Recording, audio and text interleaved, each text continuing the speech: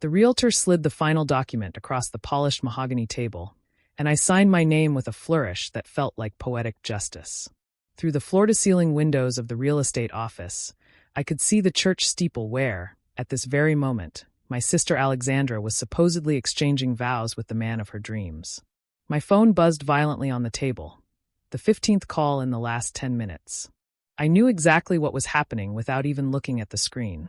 "Congratulations, Ms. Morrison," the realtor said, handing me the keys to my new home. "You're officially a homeowner."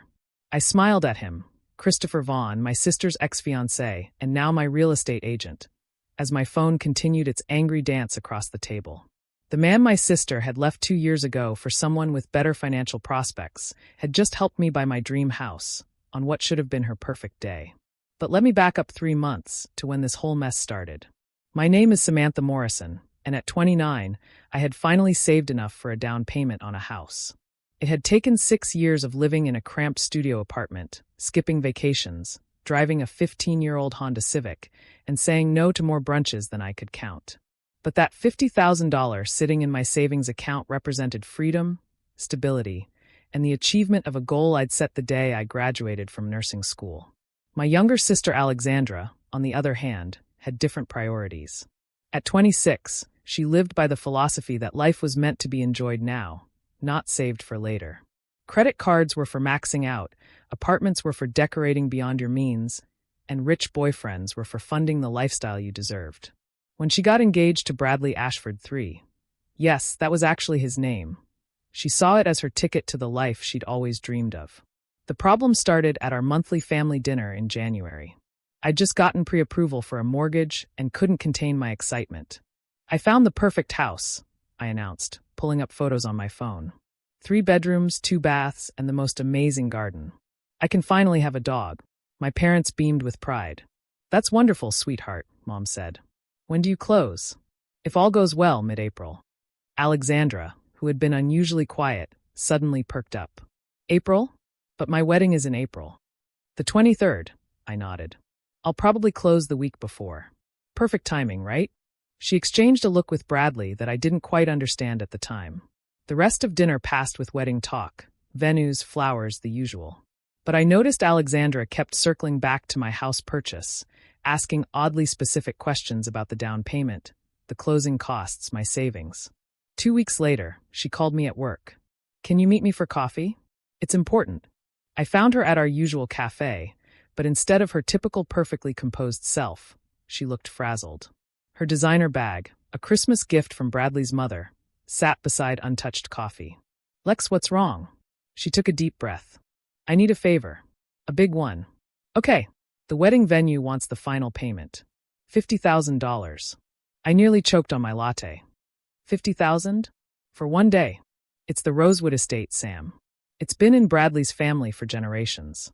All the Ashford men get married there. Then why isn't Bradley's family paying for it?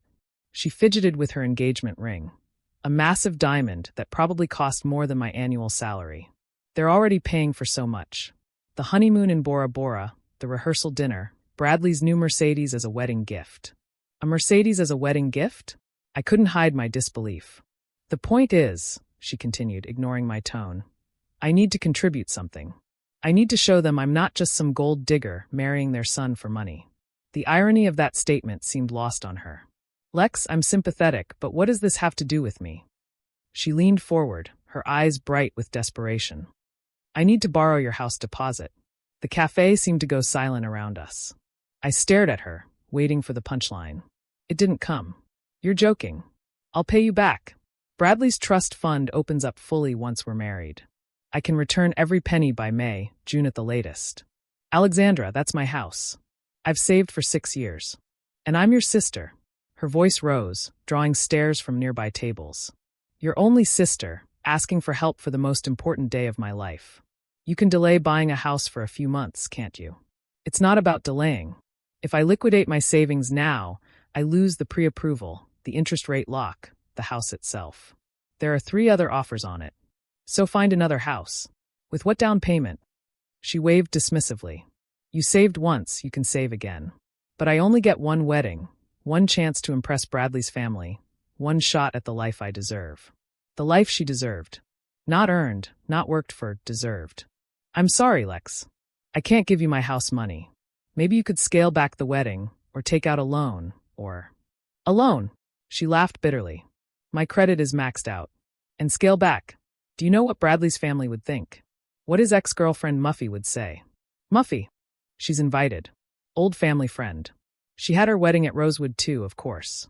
If mine is anything less than spectacular. I stood up, leaving money for my coffee on the table. I'm sorry, Alexandra. The answer is no. Her face hardened in a way I'd never seen before.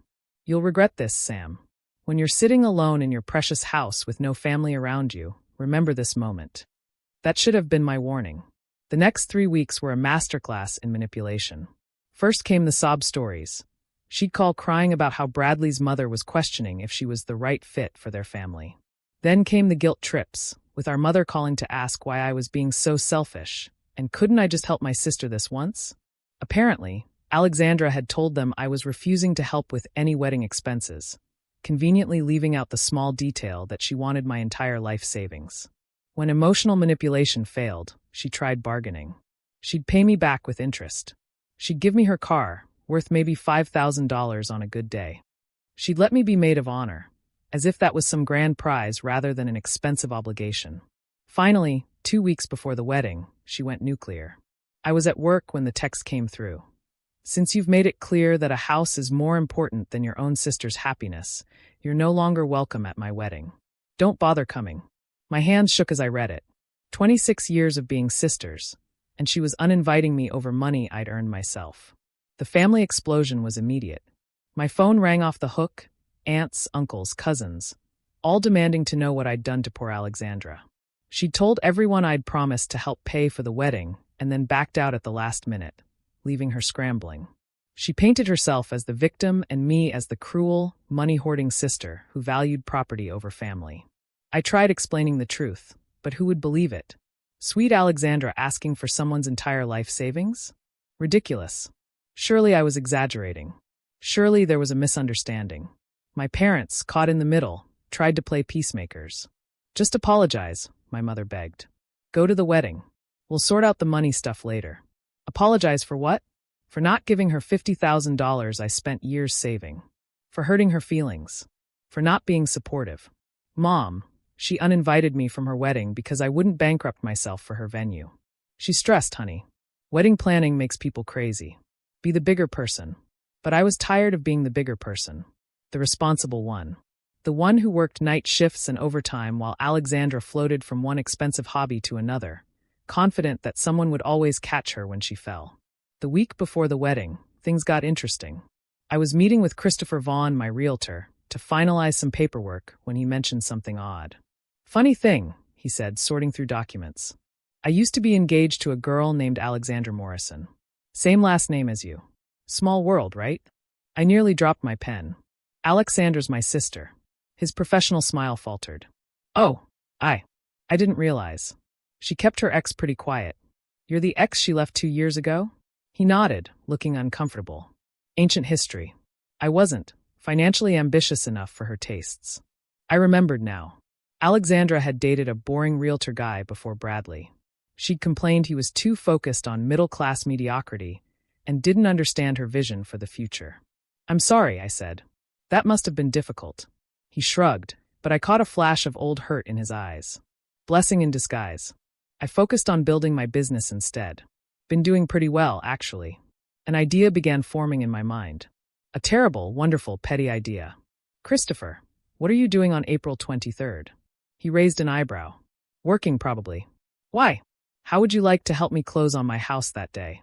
Around, say, 2 in the afternoon. He checked his calendar. That's a Saturday. We don't usually. Then understanding dawned. Isn't that? My sister's wedding day, yes. The one I'm no longer invited to. A slow smile spread across his face. You know what?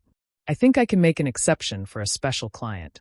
And that's how I found myself in a real estate office at 2 p.m. on April 23rd, signing papers for my dream house while my sister was supposedly saying, I do across town. I'd turned off my phone that morning, determined to enjoy my house closing day without drama. But as Christopher handed me the keys to my new home, curiosity got the better of me. I powered on my phone. It exploded with notifications. 15 missed calls from Alexandra. 23 text messages. 4 voicemails from my mother. 6 missed calls from Bradley. Bradley? I played the first voicemail from my mom. Samantha, where are you? Your sister needs you. The venue. There's been a mistake with the payment. Call me immediately. The second was from Alexandra, screaming incoherently about ruined dreams and bankruptcy, and how this was all my fault.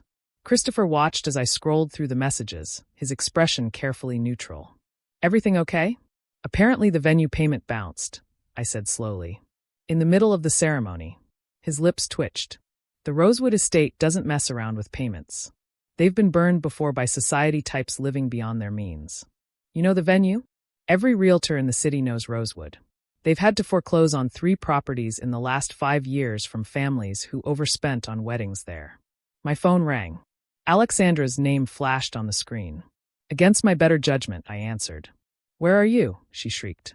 Where have you been? Do you know what you've done? I've been buying my house, Lex. What's going on? The venue stopped the ceremony. In front of everyone. They said our payment was declined, and unless we could pay immediately, we had to leave. Bradley's parents are humiliated. Muffy is laughing. This is all your fault. How is your venue payment bouncing my fault? Because you wouldn't lend me the money. I had to use Bradley's credit card, and apparently his parents froze his accounts because they found out about. It doesn't matter. You need to wire me $50,000 right now. I looked around the real estate office at the keys in my hand, at Christopher trying to pretend he wasn't listening to every word. Alexandra, I just used that money to buy my house. Like I told you I was going to. The silence on the other end was deafening. Then, you bought your house today? On my wedding day. You uninvited me, remember? I had a free afternoon. I'm going to lose everything. Bradley's family is threatening to cut him off. The guests are all leaving. Some of them are taking their gifts back. Sam, please. I felt a twinge of sympathy. She was my sister, after all. But then I remembered every birthday where she got the bigger party, every achievement of mine overshadowed by her dramatics, every sacrifice I'd made that went unnoticed while she was rewarded for simply existing. I'm sorry, Lex. I really am. But I can't help you. You won't help me. There's a difference. No, I said firmly. There isn't. Not anymore. I hung up and turned my phone off again. Christopher was studying me with something like admiration. That was hard, he said quietly. Yes, it was. For what it's worth, she made her choices. Both with you and before. I looked at him curiously. Can I ask what happened? Between you two. He hesitated, then shrugged. She wanted a lifestyle I couldn't provide. I was building my business, saving money, planning for the future. She wanted luxury now. When Bradley came along with his trust fund and family name, she left. Without a backward glance. Told me I lacked ambition because I wouldn't leverage myself into debt to buy her designer handbags. And now, he gestured around the office. Now I own this agency. Turns out focusing on building something real instead of maintaining an image pays off.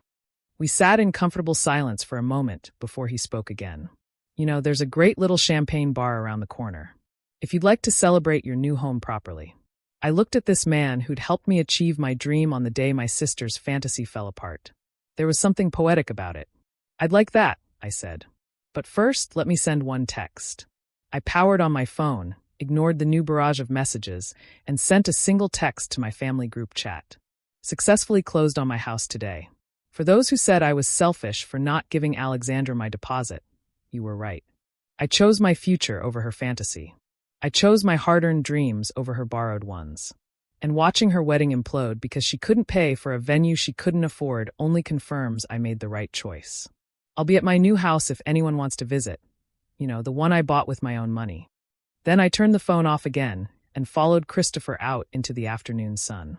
As we walked to the champagne bar, he said something that stuck with me. You know what the difference is between you and your sister? You saved for what you wanted. She expected it to be given to her. 6 months later, I was settled in my house, complete with the golden retriever I'd always wanted. Alexandra's marriage to Bradley had survived the wedding disaster, but barely. His family had put them on a strict allowance, and they were living in a one-bedroom apartment while Bradley learned the value of money by working at his father's company, starting in the mailroom. She'd called once late at night, crying about how unfair life was. How she was supposed to be living in a mansion, not a cramped apartment. How Muffy drove past in her Bentley and waved mockingly. You could have had it all, she sobbed. If you'd just helped me. No, Lex, I corrected gently. You could have had something real if you'd learned to work for it instead of expecting it to be handed to you. She hung up on me. We haven't spoken since. But on quiet evenings, when I sit on my porch with my dog at my feet and a glass of wine in my hand, I don't regret my choice. I earned this house with every extra shift, every skipped latte, every sacrifice I made. And no dream wedding, no matter how grand, is worth giving up something you've built with your own hands. As for Christopher? Well, he stops by sometimes to check how the house is treating me. We've had dinner a few times. He's teaching my dog to fetch. Turns out my sister did give me something valuable after all. She introduced me to a man who understands the value of earning your dreams instead of expecting them. Sometimes the best revenge isn't revenge at all. It's simply succeeding on your own terms, in your own time, with your own resources. And if that success happens to come with a side of poetic justice, well, that's just the cherry on top of a cake.